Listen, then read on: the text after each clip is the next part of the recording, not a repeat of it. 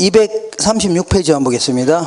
236페이지에 자, 감정평가 3방식의 개요라고 되어 있죠. 이거 좀 알아볼게요.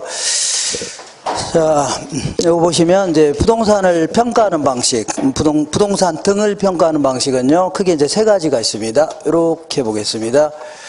자, 얘를 딱 평가하는 방식이 있는데, 이렇게 한 세 가지, 이렇게 볼게요. 자, 먼저, 요거를 만드는데 얼마가 들어갔냐, 비용이 얼마가 들어갔냐, 요걸 기초로 평가해 볼 수 있을 겁니다. 예를 들어, 자동차 회사 같은 경우에는 자동차 만들려면 생산비 들어가요, 안 들어가요?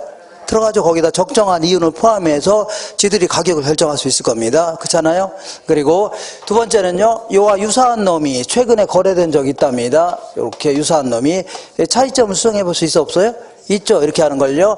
자, 시장에서 거래되는 가격을 기초로 평가해 볼 수 있다는 얘기죠. 세 번째는요, 이 부동산을 갖고 있으면 상업용 같은 경우는 수익이 발생해요, 안 해요? 하죠. 그래서 미래 예상되는 수익을 기초로 해서 평가해 볼 수 있는 겁니다. 미래 예상되는 뭘요? 수익. 자, 그래서 세 가지 측면에서 평가해 볼 수 있다는 얘기죠. 이걸요. 자, 3방식이라는 겁니다. 뭐라고요? 3방식. 근데 여기서 약간 좀 어려운 얘기를 해볼게요. 어려운 얘기를 하는데 너무 집착하지 마시고 결론만 딱딱히 하시면 돼요. 뭐라고요? 결론만 딱딱히 하시면 돼요. 뭐냐면 이렇게 해볼게요. 자, 이게 이제 공급 곡선 아닙니까? 이게 이제 경제학에서는 비용 곡선입니다. 비용 곡선. 그러니까 자기도 물건 만드는데 비용이 들어가 안 들어가요? 들어가죠. 이만큼 만들어 팔 때 이만큼 비용이 들어간다는 얘기죠. 단위당 받겠다는 얘기입니다. 이만큼 팔 때 적정 이윤을 포함해서 받겠다는 얘기입니다. 결국은요, 공급자 측면에서 받고자 하는 가치를 얘기합니다. 뭐라고요? 공급자 가치라 할게요. 공급자 측면에서. 그러니까 현대자동차 입장에서는 자동차 만드는데 비용이 들어가 안 들어가요? 들어가죠. 거기에 따라서 적정한 이윤을 포함해서 이 정도 만들어 팔 때 이만큼 받겠다는 얘기입니다. 이 정도 만들어 팔 때 받겠다는 얘기죠. 이번에는 수요자 입장에서 보겠습니다. 자, 수요자 입장에서는 가격이고 수량이라면, 자, 이게 이제 수요 곡선 아닙니까? 수요 곡선을 경제학에서는 효용 곡선에 집니다. 효용, 편익, 만족감, 미래 예상된 편익이 있죠. 아니면 수익 이런 걸 기초로 해서 지불하고자 하는 가격을 연결한 겁니다. 그러니까 이만큼 구입할 때 내가 이만큼 지불하겠다는 얘기죠. 단위당 이만큼 구입할 때 이만큼 지불하겠다는 얘기입니다. 왜 지불하려고요? 자기도 그만한 만족감이 있다는 얘기죠. 예상되는 편익이 있다는 얘기죠. 그거에 대한 대가로 지불하는 겁니다.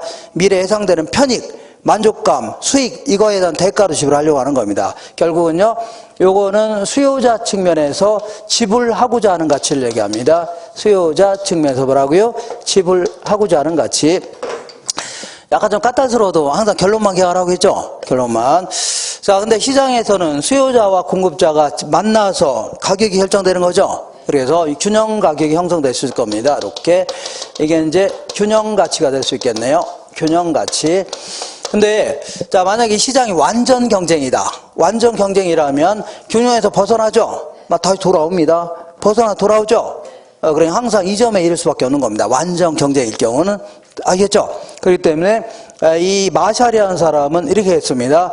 세 가지 측면에서 평가한 가치는 항상 같을 수밖에 없다는 얘기죠. 그러니까 공급자 측면에서 받고자 하는 가치와 균형 가치하고 그 다음 뭐가요? 수요자 측면에서 지불하고자 하는 가치가 같아요? 달라요? 같다는 얘기죠. 이걸요, 삼면 등가성 이론해 줍니다. 세 가지 측면에서 평가하는 항상 같아요? 달라요? 같다는 얘기죠. 뭐라고요? 삼면 등가성 이론해 줍니다. 근데 현실적으로는 완전 경쟁이 될 수가 있어, 없어요? 없죠. 불완전 경쟁이 될 수밖에 없는 겁니다. 그래서 항상 세 가지 측면에서 평가한 거는요, 항상 달라질 수밖에 없다는 얘기죠. 그럼 도대체 어떤 식으로 평가해야 되냐 그런 얘기인데, 자, 애킨슨이라는 사람은 이렇게 얘기했습니다. 이렇게 애킨슨이라는 경제학자는 이렇게 얘기했습니다. 이 부동산은, 이 물건을 평가할 때는요, 만약에 원가 방식이 가능하다 그러면 평가하라는 얘기죠. 평가하라. 자, 그래서 일단 한번 평가해 본 가치를요, 시산 가치 이렇게 얘기합니다. 시험 삼아서 계산한 가치다. 그 다음에 만약 비교 방식도 가능하다 그럼 평가하라는 얘기죠. 그래서 일단 한번 평가해 본 가치를 뭐라고요?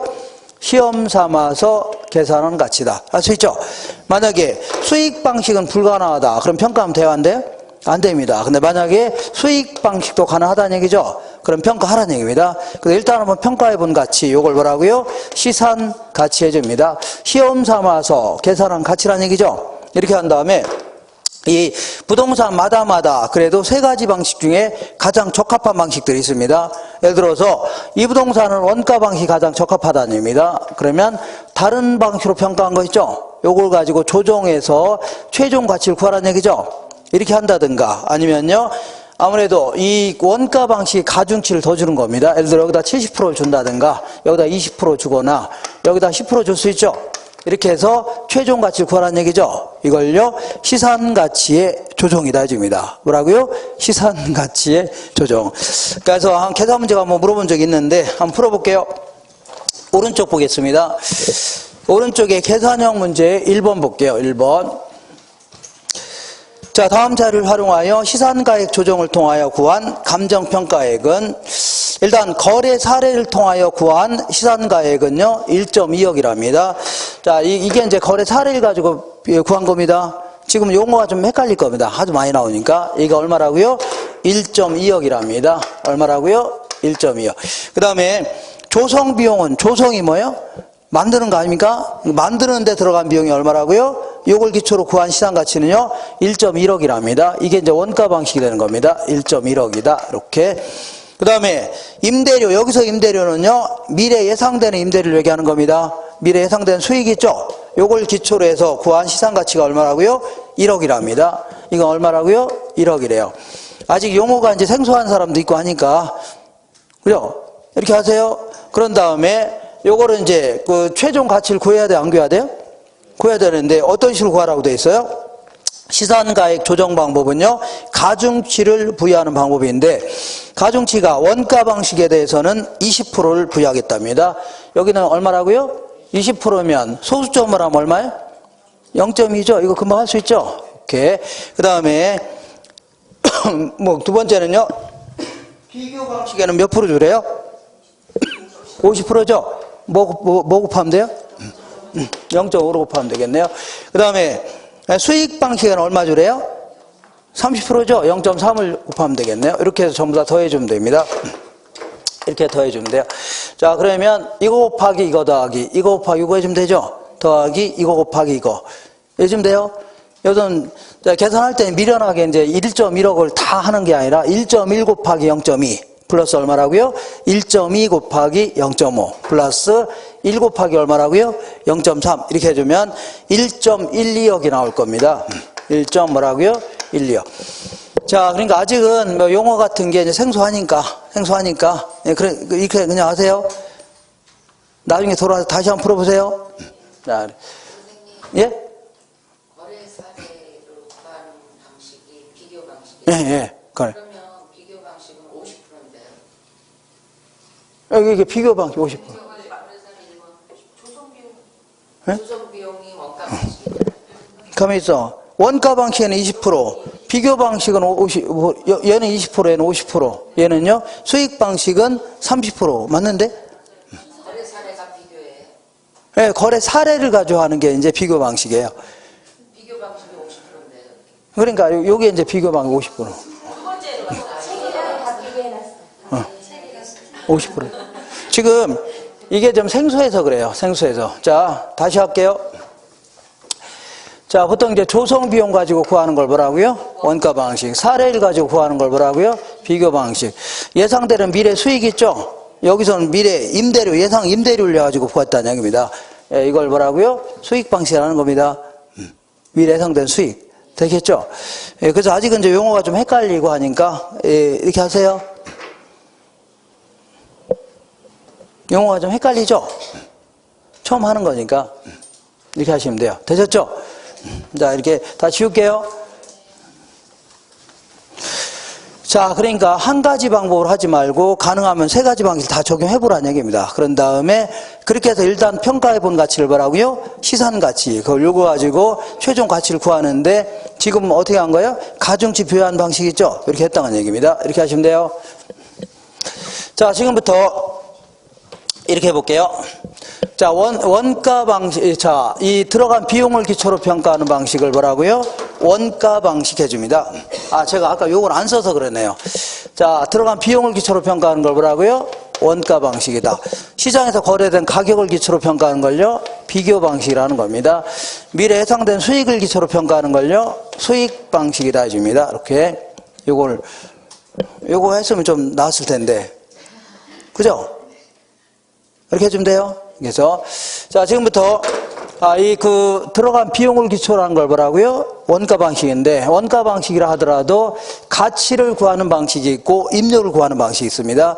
그래서 가치를 구하는 방식을요, 원가법 해줄게요. 그 다음 임료를 구하는 걸요, 적산법 해줍니다. 뭐라고요? 적산법. 그 다음에 그 비교 방식 하에 가치를 구하는 걸요, 거래된 사례를 가지고 비교해서 평가해보는 방식을요, 거래 사례 비교법 해줍니다. 그 다음에 두 번째는요, 임대된 사례를 가지고 비교해서 분석하는 걸 뭐라고요? 임대 사례 비교법 해줍니다. 그 다음에 수익 방식 하에 가치를 구하는 걸요, 수익 환원법 해줍니다. 자, 그 다음에 임료를 구하는 걸 뭐라고요? 수익 분석법 해줍니다. 수익 분석법. 어쨌거나 이제 비교 방식은 이제 최근에 거래했던 사례 있죠? 사례를 가지고 하는 거기 때문에 요거는 기억할 수 있어 없어요? 거래된 사례를 가지고 하는 거죠? 임대된 사례를 가지고 하는 거니까 요거는 굳이 따로 암기할 필요 있어 없어요? 없습니다. 사례를 가지고 하는 거니까. 되겠죠? 이렇게. 자, 그리고 요거는 이제 암기하세요. 얘는 이 가치를 구하는 걸 뭐라고요? 원가법. 임료를 구하는 걸 뭐라고요? 적산법. 이렇게 해서 몇 번 여기서 읽어보시면 돼요. 앞자리 따는 것보다 오히려 이게 더 계속 보는 게 더 헷갈리지 않습니다. 그 다음에 수익 방식 하에 가치를 구하는 걸 뭐라고요? 수익 환원법. 임료를 구하는 걸 뭐라고요? 수익 분석법. 이렇게 해서 자, 이거 할 수 있겠죠? 몇 번이고 보세요. 몇 번이 볼 수 있죠? 지금부터 여기서부터 순서에 따라 진행할 건데, 여기서 자, 지금 요 내용을 공부하는데 이 가치를 구하는 거 있죠? 요거 가치를 구하는 것은 좀 자세히 물어보기도 합니다. 그렇지만 임료를 구하는 거 있죠? 요거는 거의 자세히 안 물어봐요. 그냥 개략적인 내용만 확인하시면 돼요. 그죠? 그리고 그 설사 제가 빼는 거 약간 저 깊이 있는 내용들이죠. 요건 제가 5월 달에 할 겁니다. 그러니까 여기는 뭐 임료를 구하는 게 이거죠. 얘들은 거의 개략적인 내용만 물어봅니다. 걱정 마세요.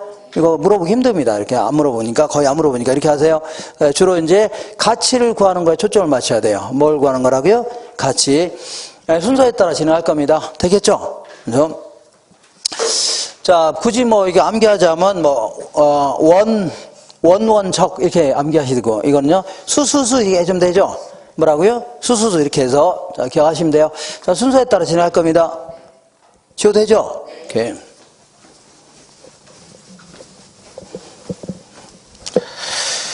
자, 맨 먼저 한 장 넘겨보겠습니다. 넘겨보시면 어디 있네? 여기 있네요. 요거 하기 전에 일단 237페이지에 그 서술형 지문해 보겠습니다. 서술형 지문에 2번 볼게요. 세 가지 평가 방법을 적용시켜 각각 산출한 가치는 시산 가치에 불과하죠. 최종 가치가 아니라는 얘기죠. 그래서 그 다음에 4번에 볼게요. 괄호 안에 들어갈 내용으로 옳은 것은 원가 방식은요, 가번의 비용성 원리 있죠. 비용성의 원리에 따라서 가치를 구하는 걸 뭐라고요? 원가법. 임료를 구하는 걸 뭐라고요? 적산법 해줍니다. 그 다음에 비교 방식은요, 무슨 원리라고요? 시장성의 원리에 따라. 그 다음에 가치를 구하는 걸요, 거래사례 비교법. 임료를 구하는 걸요, 임대사례 비교법 해줍니다.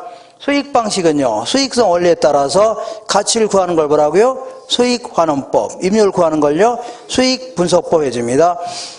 그리고 5번부터 자, 11번까지는 감정평가 규칙에 따라서 이 각 방법의 정의를 적어 놓은 겁니다. 각 방법이 뭐라고요?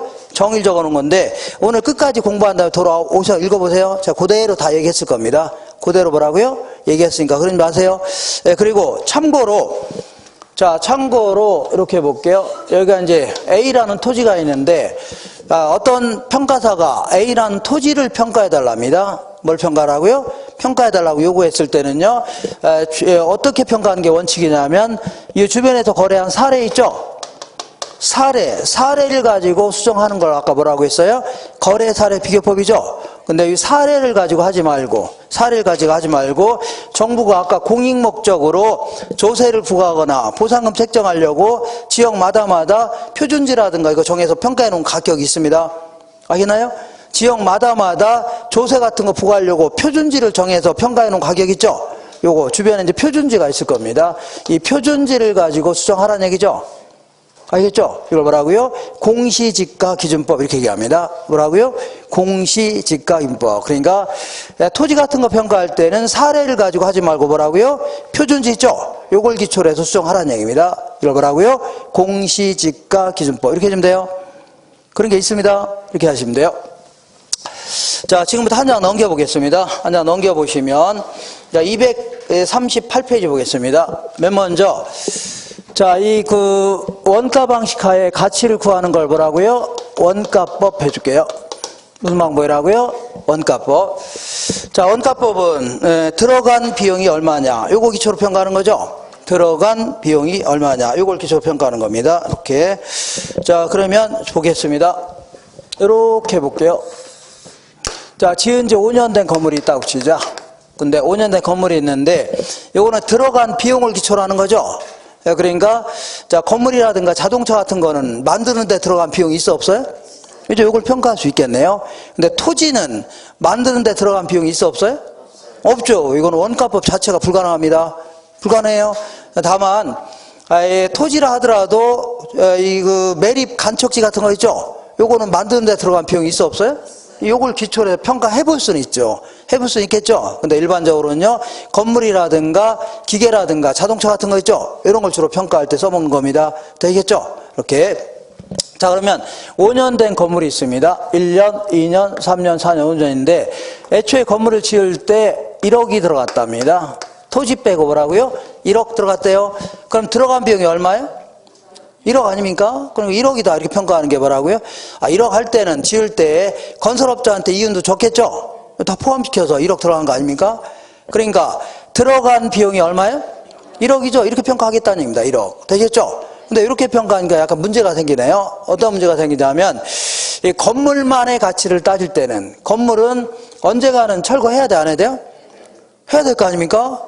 그죠? 그러니까 한 20년 지나면 철거해야 된다고 치죠. 그럼 매기 가치가 떨어지겠죠?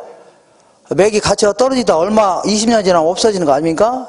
그죠? 그러니까 그냥 1억이다 좀 돼야 안 돼요? 안 됩니다. 그러니까 한 5년 정도 지났으니까 20년 지나면 철거해야 되니까 5년 지났죠? 그죠? 그러면 4분의 1 정도 지났으니까 2,500만 원 정도의 가치가 떨어졌을 거 아니냐. 그럼 이때는 얼마라고요? 7,500만 원이다. 이렇게 평가하는 걸 뭐라고요? 원가법이라는 겁니다. 근데 이렇게 평가해도 또 문제가 생겼네요. 어떤 문제가 생기냐면, 자, 생각해 볼게요. 자, 중개사님한테 물어봤습니다. 똑같은 건물인데 5년 된 건물이 요즘 얼마예요? 그랬더니 한 2억은 한답니다. 얼마 한다고요? 2억. 그럼 이렇게 평가하면 얼마밖에 안 돼요? 7,500밖에 안 되죠? 그럼 이렇게 평가하면 돼요? 안 돼요? 안 됩니다. 자, 건물도 물건 아닙니까? 실물 자산이니까 물가가 올라갈 수 있어, 없어요? 있다는 얘기입니다. 그러니까, 5년 전에 비해서 요즘에는, 자, 그 이후에 5년 이후에 거기에 고등학교 같은 게 들어올 수 있어, 없어요? 대학교 같은 게 들어올 수 있죠? 그럼 건물의 가격도 올라가, 안 올라가요? 올라갈 수 있다는 얘기입니다. 건물을 지었을 때는 1억인데 그 이후에 대학교 들어올 수 있죠? 그럼 건물의 가격이 올라가, 안 올라가요? 물가도 올라갈 수 있다는 얘기입니다. 그러니까 물가 상승을 반영해야 된다는 얘기죠? 되겠죠? 근데 마지막입니다. 이제 마지막. 그러면 이렇게 하자. 이제 마지막입니다. 이렇게 하는 겁니다. 자, 이거는 어차피 들어간 비용을 기초로 한 거니까 5년이 된 시점에서 다시 할게요. 그러니까 평가하고자 하는 시점에 이걸 다시 한번 지어보다 가자 하는 겁니다. 다시 할게요. 5년 된 건물 있죠? 5년 된 시점에서 다시 한번 짓는다면, 자, 이 건축 자재 가격이 올랐을까, 안 올랐을까요? 올랐겠죠? 인건비도 올랐을 거 아닙니까?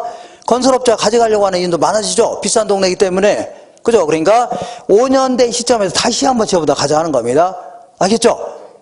5년 된 시점에서의 건축 자재 가격, 인건비, 수급인의 이윤 같은 거 있죠? 이걸 다시 한번 짓는다면 3억이 들어간답니다. 1억이 아니라 뭐라고요?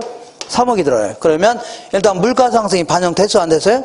됐죠? 이 상태에서 20년 지나면 철거해야 되는데 5년 지났죠? 그러니까 한 1억 정도 가치가 떨어졌을 거 아니냐. 그래서 이때는 얼마라고요? 2억 정도가 되겠다. 이렇게 평가하는 걸 뭐라고요? 원가법 해주는 겁니다. 알겠죠? 자, 마지막으로 한 번만 더 해볼게요. 약간 좀 까탈스러운 내용인데, 애초에 건물이 1억이 들어갔는데 지을 때, 자, 지금 얼마냐 그런 얘기죠?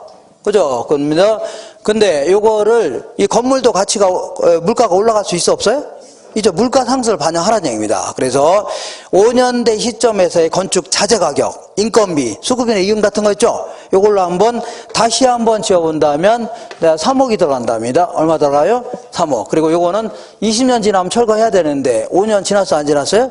지났죠. 그러니까 5년 동안에 가치가 한 1억 정도 감액이 됐답니다. 그러면 이때 얼마라고요? 2억 정도다. 이렇게 평가한 걸 뭐라고요? 원가법 해줍니다. 되겠죠? 약간 감이 오시나요? 헷갈려요?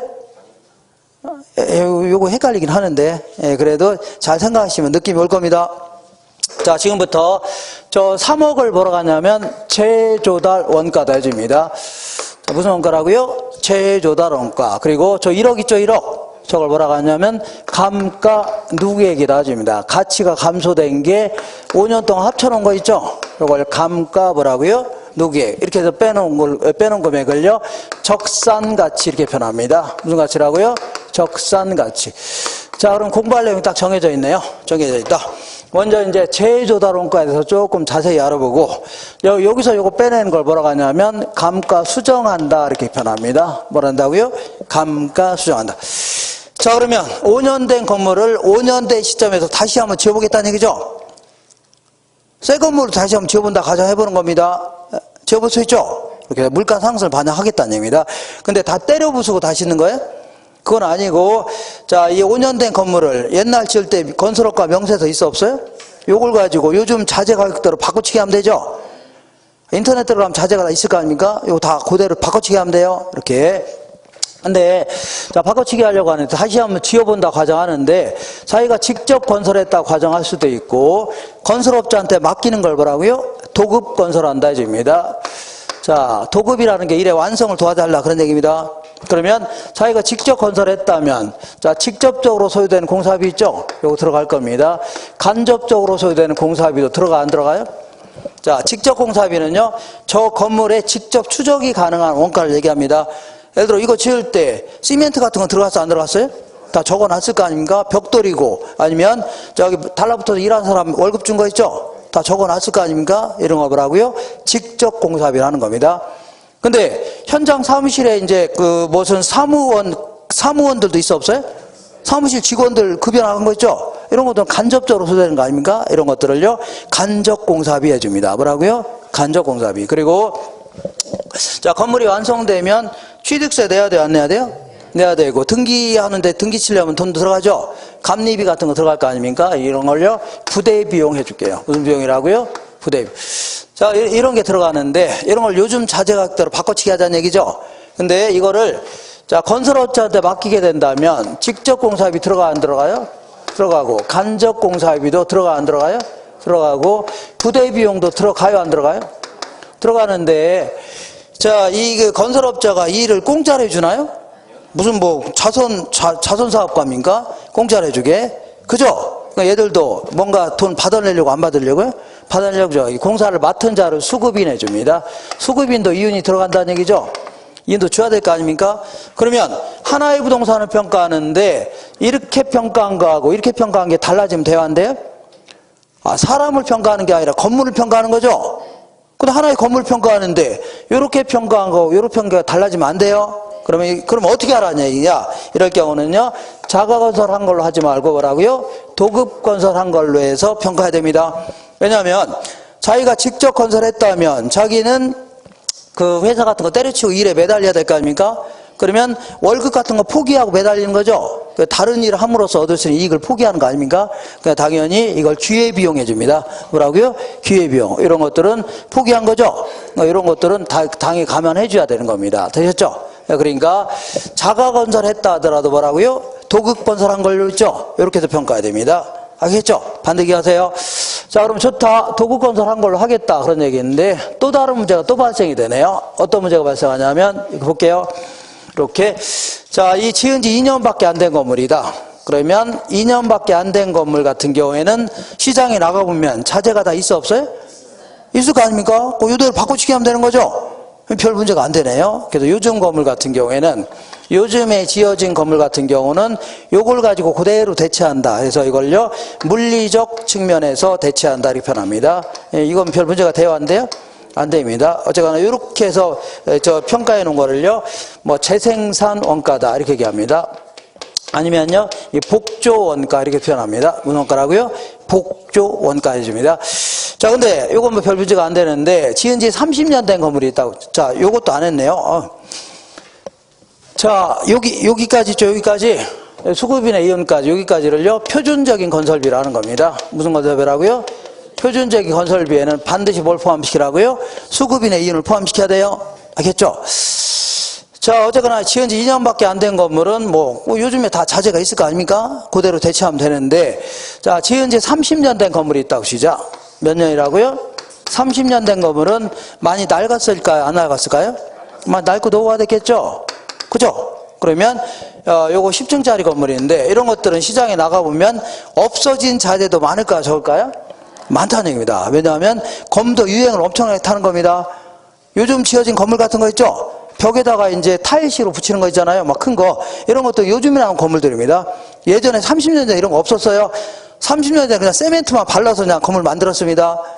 그러니까 옛날에 지은 건물은 없어진 자재가 많을까 적을까요? 무지 많다는 얘기입니다. 그죠?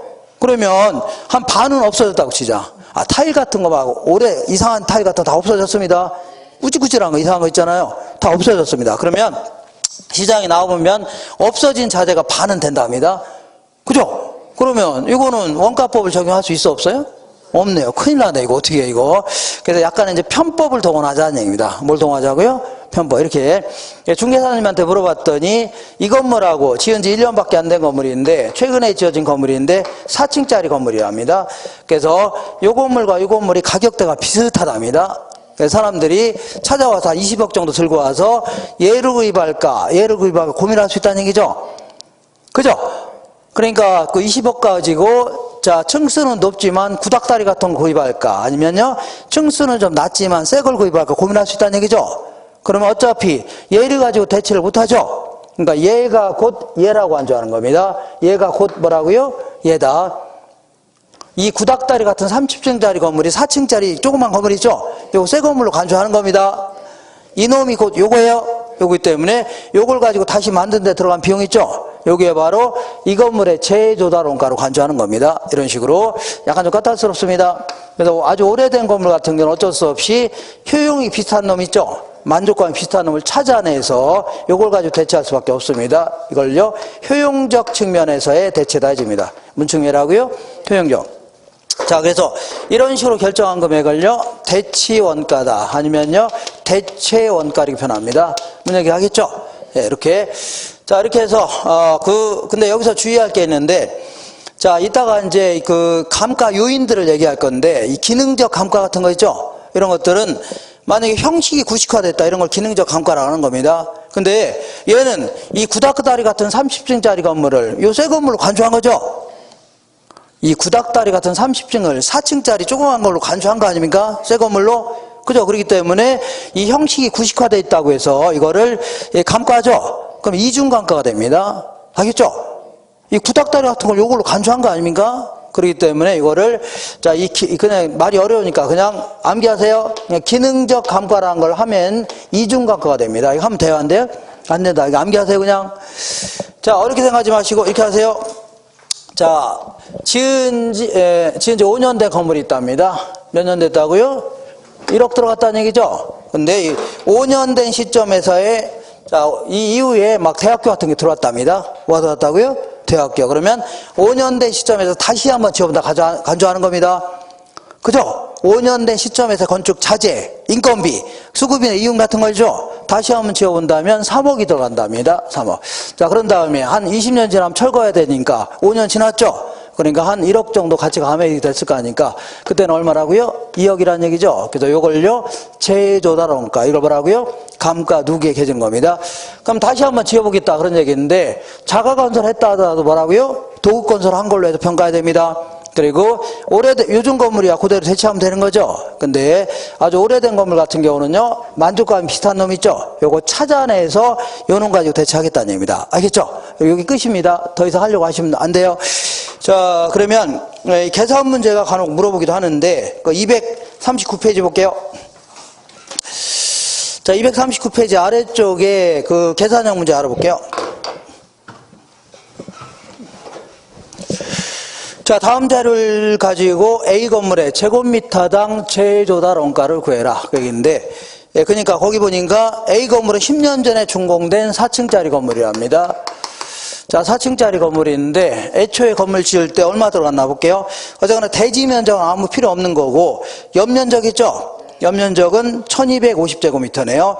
A 건물의 준공 당시 공사비 보니까 직접 공사비 2억 7천 들어갔죠? 간접 공사비 얼마라고요? 3천만 원 합쳐서요 3억 들어갔고, 그 밑에 개발업자 이윤 포함시켜야 돼, 안 해야 돼요? 해야 되죠. 그래서 합쳐니까 전부 3억 6천이 들어갔었답니다. 원래 얼마 들어갔다고요? 3억 6천. 그러면 제곱미터당 제도란 걸 구하니까 10년 된 시점에서 다시 한번 지어보겠다는 얘기죠. 그러면 10년 된 시점에서의 자재 가격 이런 거 다 주어져야 돼, 안 해야 돼요?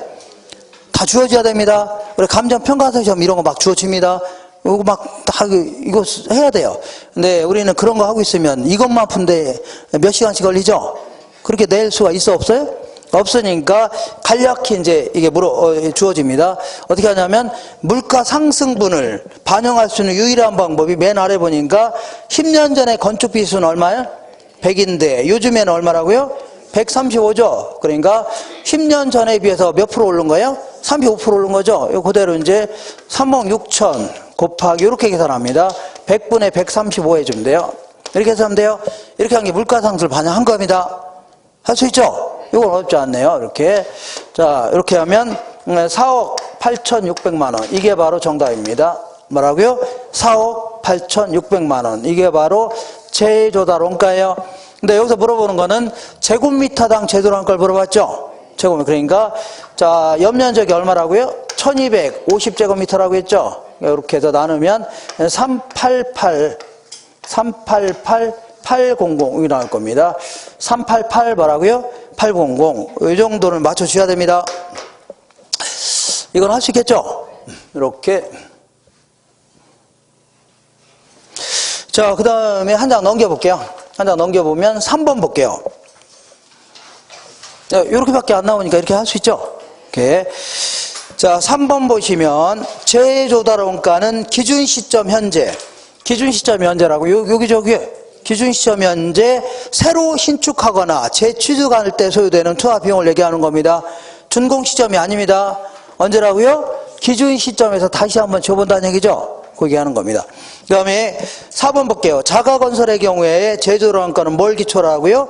도급건설한 경우에 준해서 처리하라고 했죠. 그 다음에 자 7번 볼게요. 6번. 재조달 원가를 구성하는 표준적 건설비에는 수급인의 이윤을 포함시켜야 돼, 안 해야 돼요? 해야 되죠. 이렇게 그 얘기하는 거고. 그 다음에 8번 볼게요. 복조원가란 이런 걸 뭐라고요? 복조원가라는 겁니다. 있죠. 요즘 건물 같은 거 있죠. 그래서 복조원가란 대상부동산의 자재와 물리적으로 동일 또는 유사한 자재를 사용하여 기준 시점 현재 재생산하는 경우에 소요되는 원가 있죠. 거의 동일한 자재를 가지고 그대로 대체하겠다는 얘기입니다. 알겠죠? 예. 자, 그 다음에 10번 볼게요. 대체원가 혹은 대치원가를 이용하여 재조달 원가를 산정할 경우에는 물리적 감가 수정을 하면 돼요, 안 돼요? 예, 해야 됩니다. 그렇지만 기능적 감가 수정을 할 필요 있어, 없어요? 없다. 요것만 기하세요. 뭐만 할 필요 없다고요? 기능적 감가를 하면 안 됩니다. 이것만 하시면 돼요. 자, 이렇게 해서 요 정도를 기억하시면 됩니다. 요거 어떻게 할 수 있겠죠? 자, 지울게요. 자, 이렇게 해서 이제 구했겠다. 자, 이번에는 자, 여기서 요걸 빼는 걸요, 감가 수정한다 해줍니다. 뭘 한다고요? 감가 수정한다 해주는데, 자, 간혹가다 이제 감가 상각이라는 용어하고 겹쳐서 물어보기도 합니다. 근데 우리가 지금 하려고 하는 것은 이걸 하려고 하는 겁니다. 이걸요, 아이고, 어디 갔어요? 감가 수정한다, 이겁니다. 뭘 한다고요? 감가 수정한다. 이렇게 해줘요. 이렇게. 근데, 자, 이 기업 회계에서는 이걸요, 감가상각 이렇게 표현합니다. 뭘 한다고요? 감가상각. 그래서 요거는 뭐 하려고 하냐면 요 평가하고자 하는 시점 있죠? 요 시점에서의 적정한 가치를 구하려고 하는 겁니다. 뭘 구하려고요?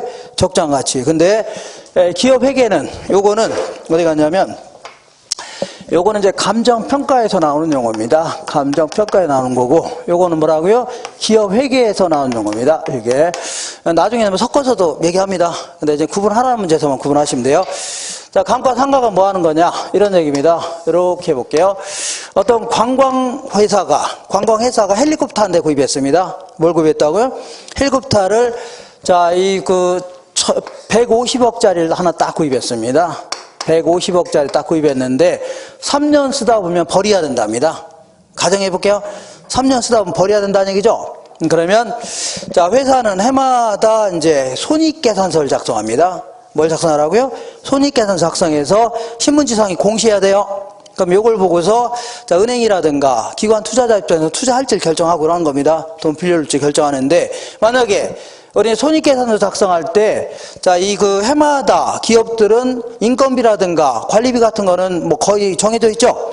나온도 거의 일정할 겁니다. 근데 헬리콥터 같은 거는 헬리콥터는 어쩌다 한번 구입하는 거죠? 헬리콥터를 자주 구입하는 건 아니겠죠? 뭐 어쩌다 한번 다 구입했는데 이걸 비용으로 다 떨어버렸다 치자. 구입한 해 전체를 다 비용으로 처리했다고 치자. 그럼 이때는 엄청나게 손해를 기록하겠죠? 한 방에 그냥 비용으로 처리한 거 아닙니까? 그죠? 그리고 한 방에 비용 처리하니까 이때는 엄청나게 손해를 기록하고, 이때는요, 이득으로 막 기록하겠죠? 엄청나게. 그러면 기업은 이 개년도 재무제표를 이렇게 공시해야 됩니다. 그러면 은행 입장에서는, 야, 이 회사는 장사 무진장 잘 되네. 기관 투자자 입장에서는요, 와, 이 회사, 장사 무진장 잘해네. 여기다 투자해야 되겠다. 이렇게 한다면 잘못된 의사결정 할 수 있어, 없어요? 있다는 얘기입니다. 그죠? 그래서 기업 회계는 이렇게 하면 안 됩니다. 이런 식으로 한 방에 나가는 돈 있죠?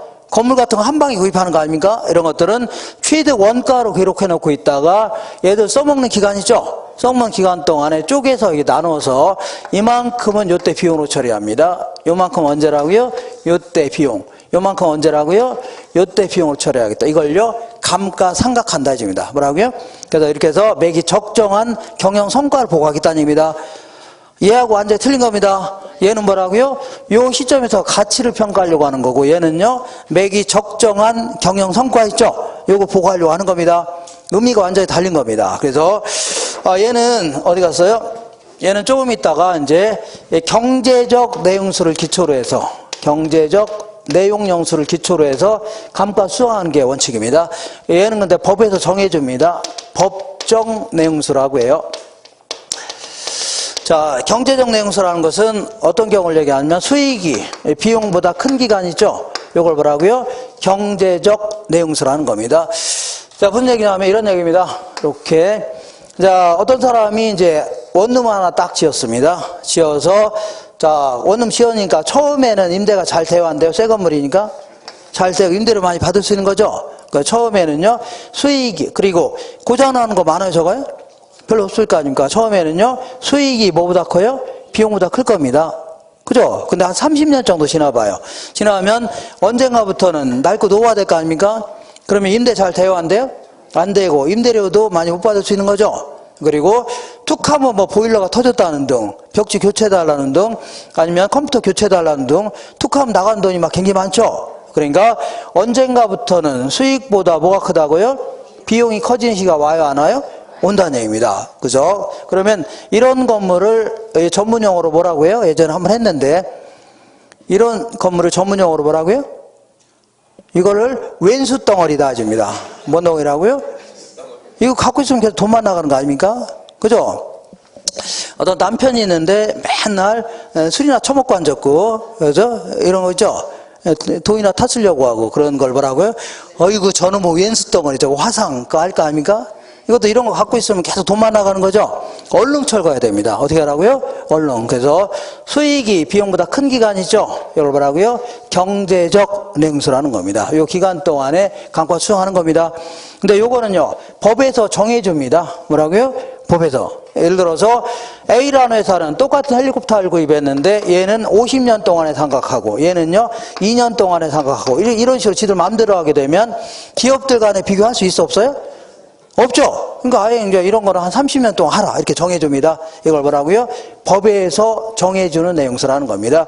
그리고 이런 것들은요 우리 감가 수정은요 이 관찰 감가 이런 것도 인정이 됩니다. 자, 노련한 감정평가사가 요모조모 뜯어보더니 어느 정도 감익이 됐다는 얘기죠. 이런 것도 다 가능합니다. 근데 얘네들은 그런 거 하면 돼요, 안 돼요? 안 됩니다. 이런 걸 하면 안 돼요. 알겠죠? 이렇게. 근데 뭐 이거는 우리가 할 것도 아닌데 왜 이걸 자꾸 하냐? 이거는요, 이 부동산 학이라는 자체가 탄생한 지 얼마 안 됐습니다. 그러다 보니까 경영학과 교수들이 거기 들어가서 맨날 이런 거, 지가 아는 게 이런 게 많다는 얘기죠? 이런 거 자꾸 내니까 그런 거지, 사실은요. 예, 이거 낼 필요도 없는데, 이것만 아시면 되는 거 아닙니까? 그죠? 이렇게. 자, 이거 지워도 되죠? 이거 지금 이런 것만, 이거는요, 재조달 원가를 기초로 해서 가치를 구하려고 하는 겁니다. 이건 뭐라고요? 취득 원가를 기초로 해서 뭐라는 거예요? 적정한 경영 성과 보고하려고 하는 겁니다. 되겠죠? 취지가 틀린 겁니다. 지워도 되죠? 그러면 우리가 요걸 공부하려고 하는 겁니다. 요거 하려고 하니까 요거. 자, 그러면 일단은 뭘 좀 알아야 되냐면 거기 감가 요인이라고 해서 자, 한 30년 정도 지나면 20년 지나면 철거해야 된다고 치자. 그러면 이 기간 동안에 가치가 떨어지는 거죠. 그래서 어쨌거나 철거해야 될 거 아닙니까? 그래서 이 감가가 되는 원인들을 크게 한번 따져볼게요. 20년 동안에 걸쳐서 결과적으로 감가가 될 거 아닙니까? 그 원인들을 한번 살펴볼게요. 이걸 크게 이제 물리적 감가다. 아니면요, 기능적 감가 요인이다. 그 다음에요, 경제적 감가 요인 이렇게 구분하는데, 자, 행정적하고 법률적 감가 요인은 무시해도 됩니다. 뭐 등기가 하자가 있다든가 이거는 어떤 책은 아예 없어요. 그리고 요거 세 가지는 막 기억하시면 돼요. 세 가지는. 그러면 자, 물리적 감가 요인은 뭐 그야말로 이런 얘기입니다. 내가 이제 스파크 한 대를 구입했어요. 뭘 구입했다고요? 스파크 한 대 구입해 갖고 자, 면허증을 따야 되는데 10년째 못 땄습니다. 왜 못 땄어요? 필기에서 계속 떨어진 겁니다. 10년째. 어떤 여자분들 보면 운전은 잘하는데 꼭 말은 잘하는데 문제를 내면 못 푼 사람이 있습니다. 문제만 들이밀면 더 버벅 되고 이제 아는 건 되게 많아요. 뭐 물어보면 근데 꼭 문제 내면 못 푼 사람이 있는데 자, 이것도 똑같습니다. 이것도 자, 필기 시험에 계속 떨어진 거죠. 그럼 마당에 계속 세워놔야 돼, 안 세워놔야 돼요?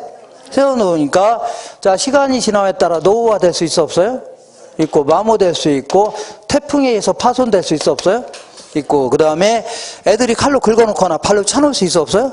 있죠. 이게 손상될 수 있겠네요. 이 네 가지는 이게 암기하세요. 노마, 파손 이런 식으로 노후화되고, 마모되고, 파손되고, 손상됐다는 얘기죠. 이걸 뭐라고요? 물리적 감가라는 겁니다. 그리고 자, 요거를 제외한 나머지 중에서 자, 얘는 뭐라고요? 내부 기능에 있어서 감가 요인을 얘기합니다. 예를 들어서 자, 예를 들어서 형식 자체가 구식화가 돼 있다든가 이런 거 있죠? 아니면 설계 자체가 불량이라는 얘기죠? 이런 거라든가 이런 거 있죠? 엘리베이터가 부족하다든가 이런 걸 다 뭐라고요? 기능적 감가라는 거고, 그 다음에 얘는요, 외부 환경과의 관계에서 감가 요인입니다. 어떤 관계라고요? 외부 환경과의 관계에서 감가 요인입니다. 예컨대 자, 쓰레기장 근처에 아파트가 있다든가 그럼 가치가 올라가요, 떨어져요? 떨어지겠죠. 아니면요, 자, 여러 가지 주변 지역이 쇠퇴했다든가 이런 거 있죠. 이런 걸 다 뭐라고요? 경제적 감가라는 겁니다. 되셨죠? 요거는 가끔 물어보니까 어쩌다 한번 물어보니까 정리해둘 필요가 있습니다. 먼저 물리적 감가 요인은 노마, 파손 기억하세요? 뭐 나머지 중에서 기능적 감가 요인은요, 건물과 부지의 불균형. 그 옆에다 예를 들어서 자, 주차장 설비가 없다든가 이렇게 주차장이 부족하다든가 이런 걸 뭐라고요? 건물과 부지의 불균형해 줍니다. 아, 주차장 못 갖춘 거 있죠? 그런 거라든가 아니면 설계 자체가 처음부터 불량하다든가 형식이 구식화되어 있는 거죠? 그죠? 그러니까 옛날에 이제 1990년대 핸드폰 그런 거 있죠? 요것도 지금에 쓰려면 쓸 수도 있을 건데 누가 그 무식하게 그 무전기 같은 거 들고 가는 사람 없겠죠? 이런 것처럼. 아니면요, 설비가 과잉이거나 부족할 수 있죠? 엘리베이터가 적당히 갖춰야 되는데 모자랄 수도 있는 거고, 지나치게 많으면 또 운영의 비효율이 나타날 수 있죠? 이런 걸 답을 하고요. 기능적 감가라는 겁니다. 그 다음에 경제적 감가는요, 내 건물은 새 건데 인근 지역이 달동네로 변한다는 얘기죠. 나도 계속 뭐라고요? 가치가 떨어집니다. 그 다음에 주변 환경과의 부적합. 아까 얘기한 대로 공장 한복판에 아파트가 있다. 그럼 가치가 올라가요? 떨어져요? 떨어지겠죠. 이런 거라든가 시장성이 감퇴됐답니다. 예를 들어서 이 국도변에다가 주유소를 딱 하고 있었는데 장사가 잘 됐습니다. 근데 어느 날 정부가 여기다가 큰 도로를 딱 냈답니다. 그럼 차들이 다 이쪽으로 다닐 거 아닙니까? 그죠? 여기는 차 다녀요, 안 다녀요? 안 다니니까 주유소 얼른 문 닫아야 됩니다. 이런 식으로 이런 거 말하고요. 인근 지역이 쇠퇴. 자, 아니면요, 시장성이 감퇴했다는 겁니다. 사람이 안 다니는 거죠? 시장성이 감퇴했다. 이렇게. 자, 구별할 수 있죠? 구별할 수 있고. 자, 이거 지워도 되죠? 구분할 줄 아셔야 됩니다. 노마, 파손. 기억하세요? 자, 지금부터 이제 감가 수정하는 방법 알아볼게요. 감가 수정하는 방법은요, 원칙적으로는 우리 감정평가 규칙에 따르면요, 내용연수에 따라 평가하는 게 원칙입니다. 무슨 연수라고요? 내용연수. 여기서 내용연수는요, 경제적 내용연수를 얘기합니다. 여기에 따라서 자, 이 감가 수정하는 게 원칙이에요. 다만 예외적으로 관찰 감가법이라든가 아니면요, 분해법 이런 게 있습니다. 그리고요, 시장 추출법, 임대료 손실 환원법 이런 게 있는데, 자, 이런 걸 통해서 같이 이걸 조정해 주든가 아니면 여의치 않을 경우는요, 이 예외적인 방법을 바로 적용할 수도 있는 겁니다. 이렇게 하세요. 원칙이 뭐라고요? 내용 연수에 따라 평가하는 게 원칙입니다. 되겠죠? 오케이. 자, 그래서 여기에는 이제 내용 연수에 따라 평가하는 방법은요, 세 가지가 있습니다. 정액법, 정렬법, 상환기금법 이런 게 있는데 요거 좀 알아보는데, 자, 요거는 약간의 시간이 걸리는 바람에 잠깐 쉬었다 할게요. 그래서 그대로 놔주세요.